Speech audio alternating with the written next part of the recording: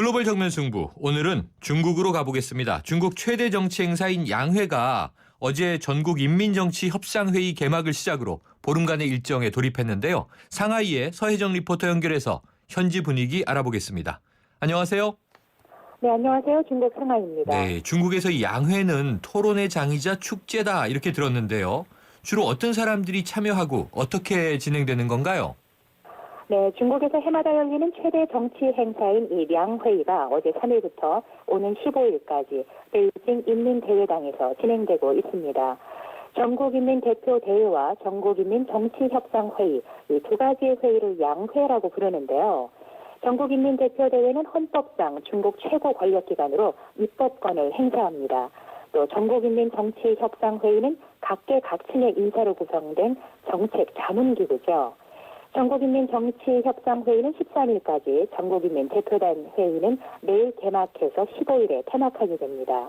말씀하신 것처럼 양회를 그 토론의 장이자 축제라고 부르는 이유는 이 정치와 경제, 사회, 안보, 또 환경과 민생 등의 분야별로 제도적인 개선 사항을 집중적으로 건의하며 진행되기 때문입니다. 또 양회는 다양한 분야에서 독특한 인물들이 참여하는 것으로 더 화제가 되곤 하는데요. 우리나라에도 알려진 중국의 육상 스타 류시앙이라든지 농구 스타 야오밍이 전국인민정치협상회의에 참석하고요. 중국의 최고 지도부도 출신 지방별로 그 인민대표로 전대에 참석하게 됩니다. 또 시진핑 주석도 상하이 전인대 대표단 62명에 포함이 되어 있습니다. 네, 이렇게 주요 인사들이 한자리에 모이는 만큼 이 검문 검색도 강화될 것 같은데요. 양회가 열리고 있는 베이징의 분위기 어떻습니까? 네, 양회가 열리는 인민대회당 부근의 천안만 광장을 비롯해서 도로 곳곳에 경비초소가 세워져 있습니다. 검문 검색도 강화됐고요. 현재 베이징시로 진입하기 위해서는 4차례의 검문 검색을 통과해야만 합니다. 양회가 열리기 전부터 베이징에 4개의 기차역과 고속철도역에 20개의 임시 파출소를 설치하고 또 공안과 무장경찰, 사법경찰이 수시로 순찰하는 것은 물론이고요. 테러 진압용 장갑차까지 등장하고 있습니다. 이번에는 드론 같은 소형 비행 물체를 띄우는 것에 대해서도 전면 금지 조항을 내렸는데요. 그 어느 때보다 그 치안의 긴장감이 강한 것 같습니다. 네, 자 이번 양회에서 시진핑 주석 시대에 들어서서 계획된 국민 경제와 사회 발전을 위한 제13차 5개년 계획, 이 내용이 확정될 것이 굉장히 중요하다면서요. 네, 그렇습니다. 이번 양회의 중요한 목적은 올해부터 2020년까지 향후 5년간의 국민 경제와 사회 발전을 위한 제13차 5개년 계획을 확정하는 것입니다. 시진핑 주석은 이 계획을 중국의 꿈이라고 말하고 있는데요. 중국 지도부는 제13차 5개년 계획이 끝나는 2020년에 전면적인 샤오캉 사회를 만들겠다고 선언하고 있습니다. 모든 인민이 편안하고 풍족한 생활을 누리는 이 샤오캉 사회를 만들기 위해서는 군사 굴기의 가속화는 물론이고 경제적 고속 성장을 뜻했던 바오시 시대를 끝내고 신창 타이의 6%대의 중속 성장 시대를 계획하고 있는데요. 이 새로운 뜻을 세우면 밀고 나가는 중국의 굴기가 참 대단하다고 느껴지는 부분이기도 합니다. 그렇군요. 이 내일 진행되는 전국인민대표대회 개막식에서 리커창 총리가 이 국무원 업무보고에서 발표할 올해 경제성장률 목표치 가장 큰 관심사인데요. 현지 언론은 어떻게 예상하고 있습니까? 네, 시진핑 주석이 말하는 중국의 꿈 샤오캉 사회를 이루기 위해서 이 중국의 GDP의 가치는 중요한데요. 중국 지도부는 이미 2020년 GDP 총액이 2010년에 2배가 되도록 하기 위해서 최소 성장률 목표치를 6.5%로 정해 놓았습니다.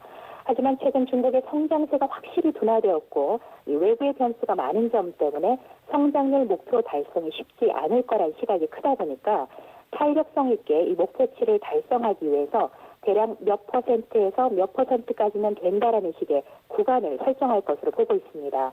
현지 언론에서 예측하고 있는 성장률 목표치는 이달 초 국가발전개혁위원회가 제시한 6.5%에서 7% 사이입니다. 네, 자 이 시진핑 주석이 강한 군대를 주창하며 이 대대적인 군개혁을 진행한 만큼 중국이 올해 국방 예산을 얼마나 늘릴지 지금 전 세계에 이몽이 쏠리고 있죠.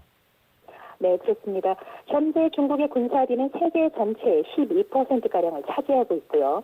중국의 국내 총생산 GDP가 늘어날수록 중국군의 그 장비 확보와 군전력 개선 등의 투자 비용도 덩달아 증가해 왔습니다.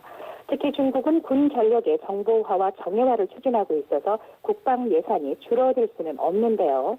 중국의 국방 예산은 보수적인 기준으로 계산을 해도 GDP의 1.7% 수준에 이르는 것으로 짐작하고 있고요.